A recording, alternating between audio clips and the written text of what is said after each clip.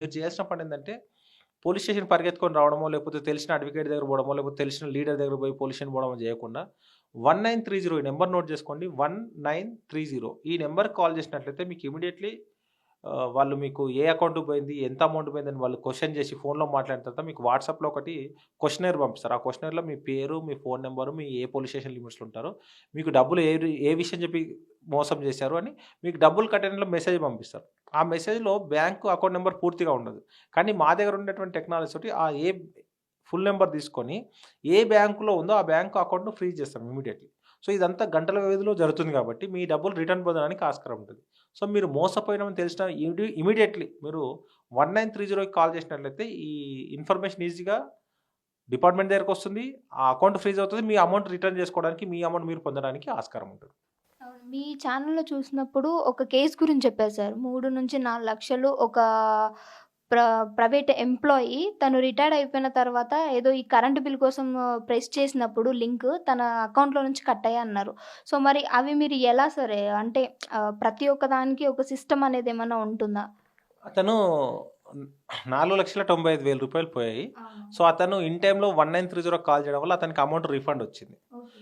అదే ఒకవేళ ఇన్ టైమ్‌లో రిపోర్ట్ చేయకుండా ఉన్నట్లయితే అతను 4,50,000 రిటైర్డ్ ఎంప్లాయీ అంటే మళ్ళీ అవి పొందడం చాలా కష్టం. ఆయన చాలా కష్టార్జితం ఎప్పటినుంచో కూడబెట్టుకున్న డబ్బులవి. ఇట్లాంటివి ఇది సింపుల్ లైవ్ ఎగ్జాంపుల్ అతనికి. ఇమ్మీడియేట్‌లీ 1930 కాల్ చేసి మా దగ్గరకొచ్చి కంప్లెయింట్ చేశాడు. కంప్లెయింట్ రిజిస్టర్ అయింది. ఆ 1930 వల్ల కంప్లెయింట్ చేయడం వల్ల అక్యూజ్డ్ అకౌంట్‌లో హోల్డ్ అయింది. మళ్ళీ రిఫండ్ వచ్చింది అతనికి. సో, ఎవరైనా 1930కి ఇబ్బంది పడొద్దు. ఇవి అన్నీ కంప్లెయింట్ చేయడం, పోలీస్ స్టేషన్‌కి వెళ్ళడానికంటే ముందు మనం అవేర్‌నెస్ ఉంటే, మనం కొంచెం జాగ్రత్తగా ఉంటే ఈ సైబర్ క్రైమ్స్ బారిన పడకుండా ఉండడానికి ఎక్కువ అవకాశం ఉంటుంది.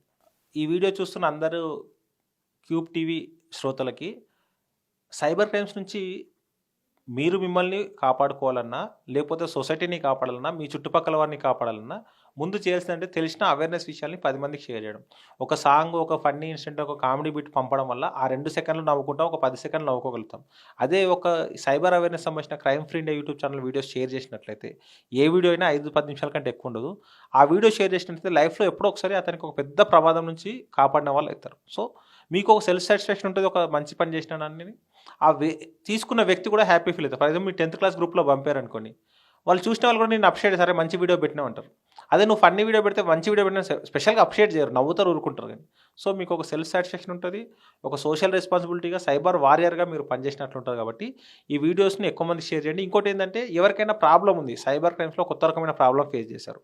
దాన్ని ఎట్లా రిపోర్ట్ చేయాలి, ఏం చేయాలనేది మీరు కామెంట్ పెడితే కూడా మా టీమ్ నుంచి మీకు రిప్లై వస్తది. ఎలా అప్రోచ్ కావాలి, దాని నుంచి ఎలా బయటపడాలని చెప్పడానికి కూడా ఈ మా టీమ్ నుంచి మీకు రిప్లై వస్తది కాబట్టి ఎలాంటి ఇబ్బంది పడకుండా మీరు మీ ప్రాబ్లమ్‌ను మీరున్న దగ్గర నుంచే క్లియర్ చేసుకోవడానికి ఆస్కారం ఉంటుంది. కాబట్టి ఈ వీడియోస్ ఎక్కువ మందికి షేర్ చేయండి.